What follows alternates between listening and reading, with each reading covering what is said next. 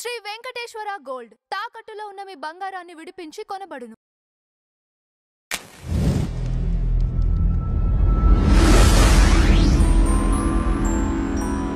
Madam నమస్కారం.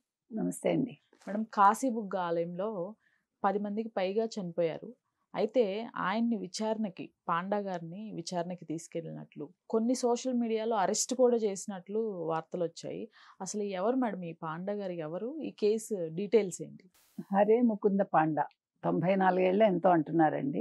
Okay. ఆయన ఎప్పుడో తిరుపతి వెళ్ళినప్పుడు ఆయనకి దర్శనం సరిగా అవ్వలేదు. అందుకని కోపం వచ్చి ఆయనకి 20 ఎకరాల్లో ఈ గుడి ఆయనే కట్టించారు. 2 ఏళ్ళు పట్టినట్టుంది ఈ గుడి కట్టడానికి. 4 నెలలు అయిందన్నారు. జూన్లోనే ఎప్పుడో దాన్ని మేలోనో జూన్లోనో ఆ గుడి ప్రారంభోత్సవం జరిగింది. భక్తులు కూడా వస్తున్నారు కానీ ఓ తండోపతండాలుగా ఏం రావట్లా. కాశీబుగ్గ అనేది పెద్ద ప్లేస్ కాదు కదా. సో మ్యాక్సిమం 2000 మంది దాకా ఇంతవరకు వచ్చారు. అయితే మొన్న భీష్మ ఏకాదశి రోజు ఏకంగా 20,000 మంది దాకా వచ్చారు. ఆయన ఊహించలేదు, ఆయనకి తెలియదు. ఫస్ట్ థింగ్ ఏంటంటే ఇప్పుడు ఇదేది ఒక అధికారులకు సంబంధించింది కాదు, ఆయన సొంతంగా కట్టుకున్నది కాబట్టి ఆయనకి ఏం ఐడియా ఉంటుంది? పోలీసులకి ఇన్ఫార్మ్ చేయాలి, లేకపోతే సెక్యూరిటీ తీసుకోవాలి, ఎక్కువ మంది వస్తారు, ఆయన ఊహించలా. 2000 మంది వరకు భోజనాలు పెడతారట వాళ్ళు. ఇప్పుడు మీరు అసలు ఊహించండి, మనమే ఆ పొజిషన్లో ఉంటే ఎట్లా ఉంటుంది? అంత ఆలోచన ఏముంటుంది? దేవుడు సేవ అంతవరకే కదా. అందులో మీరు ఇందాక అన్నట్టుగా యాక్చువల్గా ఆయన చాలా సేవ చేస్తారు. అంతకు ముందు కూడా ఆయన వికలాంగుల్ని వాళ్ళని తీసుకొచ్చి ఆయన వాళ్ళకి భోజనం పెట్టి వాళ్ళకి ఖర్చులకి డబ్బులు ఇచ్చి, మీరు నమ్ముతారో లేదో, షిమోగా కర్ణాటక కూడలి అంటారు అక్కడ. ఆ కూడలిలో ఒక శృంగేరి మఠం ఉంది. తుంగభద్ర పుష్కరాలప్పుడు నేను వెళ్ళాను అక్కడికి. అంటే అప్పుడు SVBCలో పనిచేస్తున్నాను, వాళ్ళకి డాక్యుమెంటరీస్ చేశాను. పుష్కరాల మీద నేను 12 రోజులు 12 డాక్యుమెంటరీస్, మొత్తం 14 డాక్యుమెంటరీస్ చేసినట్టున్నాను. అప్పుడు శృంగేరి మఠానికి వెళ్ళా. అంటే మీకు మఠాలు ఎలా ఉంటాయి, గురువులు ఎలా ఉంటారు అనే దానికి చెప్తున్నా. ఆ గురువు గారు ఫస్ట్ వెళ్ళగానే మేము ముందు రోజు రాత్రే వెళ్ళాము. మంచి పలహారం పెట్టారండి. ఏమి అటుకుల్లో ఉప్మా, అటుకులతో పోహ అంటారు వాళ్ళు. యూ కాంట్ బిలీవ్ ఆ టేస్ట్ ఇప్పటికి నేను మర్చిపోను. అంత బాగా చేశారు. పొద్దునే వెళ్ళాక గురువు దర్శనానికి మనం ఎవరు వచ్చినా అక్కడ కులం మతం ఏమి ఉండదు, వస్తారు, ప్రజలు వస్తూ ఉంటారు. ఫస్ట్ అమ్మ తిన్నావా అని అడుగుతారు. అడిగి మీ చేతిలోకి 20, 30, 50 డబ్బులు పెడతారు. ఒకళ్ళకి కాదు, ఎంతమంది వస్తారు. నాకు కూడా ఒక 50 రూపాయలు ఇచ్చారు. 2 20 రూపాయల నోట్లు, ఒక 10 రూపాయల నోటు ఇప్పటికీ నా దగ్గర ఉంది. అంటే మీకు మంచి మఠాలు, మంచి గురువులు అలా ఉంటారు. సో ఈ పాండా గారు ఆ కోవకు వస్తారు, మీకు అది చెప్తున్నా. ఓకే. అంటే మనం అందరినీ ఒకే ఘాటిని కట్టేసి ఇది పాండా గారిదే తప్పు, ఆయన ఎందుకు చెప్పలేదు, మనం వీడియోలు చేసేసి ఒక అది క్రైమ్ వీడియోస్ వస్తూ ఉంటాయి చూడండి, ఒక వాయిస్ ఒకలాగా గంభీరంగా పెట్టేసి, మీకు సాక్షి ఈశ్వర్ వస్తూ ఉంటాడు చూడండి, ఆయన అన్నీ అలాగే చేస్తాడు.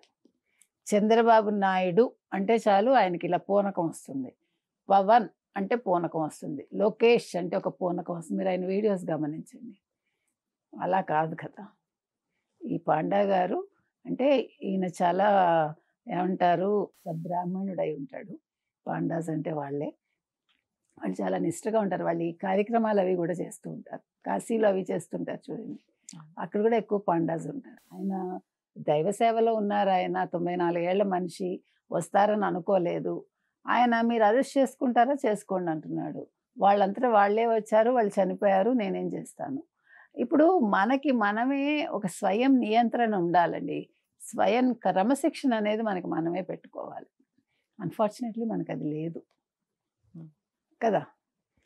మనం నేర్చుకోవాలి. మనం ఏం నేర్చుకుంటున్నాము? మీరు ఇంత సోషల్ మీడియా చూస్తున్నారు, మీరు మీ స్టూడియో బయట చెప్పులు మీరు ఎవరి చేతనైనా సవ్యంగా పెట్టించగలరా? మామూలుగా సింపుల్ విషయం అడుగుతున్నా, మనం చెప్తే వింటారా? ఇప్పుడు పెద్ద మనిషి వస్తారు, వాళ్ళకి సార్ కొంచెం చెప్పులు సరిగా పెట్టండి అంటే వీడియో చేయని పొమ్మంటాడు. నేను మంచి మంచి ఐఏఎస్ని చూసి, అంటే మనం నేర్చుకోవాల్సింది అది. ఇప్పుడు ఐఏఎస్ అని గర్వం ఉండకూడదు. ఐఏఎస్లైనా కూడా సాదాసీదాగా ఎలా ఉండాలి అనేది నేర్చుకోవాలి. నేను అన్నది అది. ఇప్పుడు అందుకని పాండా గారు లాంటి వాళ్ళు వాళ్ళకేం తెలీదు. ఇప్పుడు వాళ్ళ మీద మీరు కేసులేం పెడతారు? మన లోకేష్ గారు మాట్లాడేటప్పుడు కూడా ఆయన ఏమి అనలేదు ఆ మాట. ఎలా అంటారు అసలు? సంబంధం ఏముంది? మీరొక గుడి కట్టించారు. మీరే కట్టిస్తారండి ఫర్ ఎగ్జాంపుల్. మీకేం తెలుస్తుంది? జనాలొస్తుంటే వస్తున్నారులే అనుకుంటారు మీరు. అంతవరకే. అది ఒకసారి అనుభవం అయితే మనకి రెండోసారి జాగ్రత్త పడతారు. అప్పటికి బయట పోలీసులున్నారు.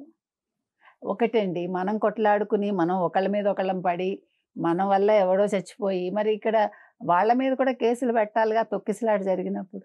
హ్మ్. వాళ్ళ మీద పెట్టకుండా విజయ్‌ని అరెస్ట్ చేయలేదు. మరి పుష్పకి చేశారు. హ్మ్.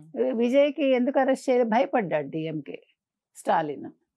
మళ్ళా రేపొద్దున ఎలక్షన్స్ వస్తున్నాయి. ఓట్ల మీద ప్రభావం చూపిస్తుంది. ఇప్పుడు రాజకీయాలన్నీ కూడా ఓట్ల చుట్టూ తిరిగేటప్పుడు, ఆ ఓట్ల కోసం కులం, మతం ఇవన్నీ కూడా కాలిక్యులేషన్స్ మీకు.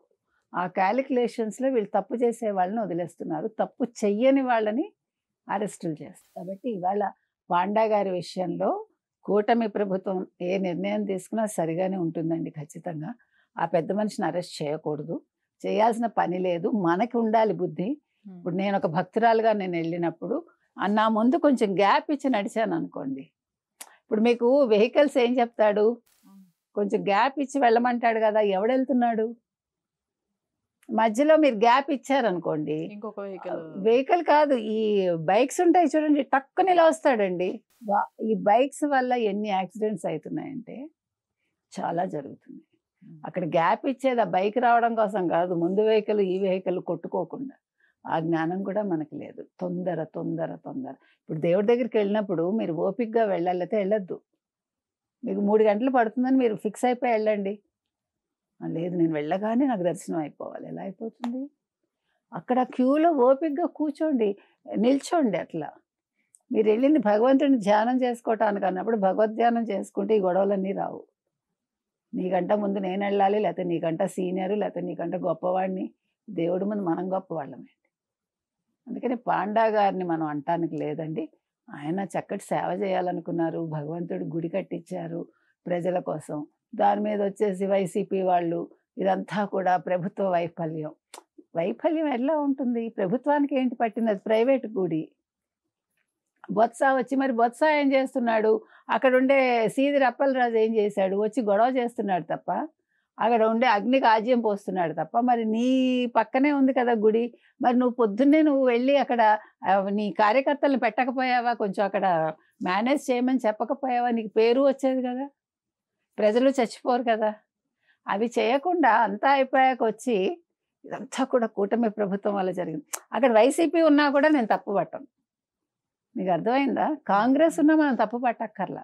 ఇది ప్రభుత్వానికి సంబంధం లేదు. ఏ ప్రభుత్వం ఉందని కాదు నేను చెప్తున్నది అది. బొత్స వచ్చేస్తాడు. వచ్చి ఓ అరుస్తాడు. దేనికి అరుస్తాడు? మరి నీది ఉత్తరాంధ్ర నీదే కదా! నీ కింద ఉంది కదా! నువ్వేం చేస్తున్నావు? ఏకాదశి రోజు, ఆ రోజు అక్కడ ప్రజలొస్తారు. మీకు తెలియాలి కదా! ఎలాగా మీకు పదవి లేదు కదా ఇప్పుడు. అవును. కనీసం ప్రజల కోసం పని చేయొచ్చు కదా! అవి లేకుండా వచ్చి ప్రజల్లో ఇంకా కొంచెం వాళ్ళల్లో ద్వేషాలు రెచ్చగొట్టి ఇవన్నీ అనవసరం అండి. ఎవరైనా సరే తప్పది. ఎవరిని ఎవరు అనొద్దు. ఆ టైంకి మనం ఏం చేయగలం? వాళ్ళకేమైనా సహాయం చేయగలమా? వాళ్ళల్లో ఆ భయం పోగొట్టగలమా? వాళ్ళు బెంబేలెత్తకుండా చేయగలమా? ఇది ఏ పార్టీ అయినా ఆలోచించాల్సింది. Right. Thank you. Thank you.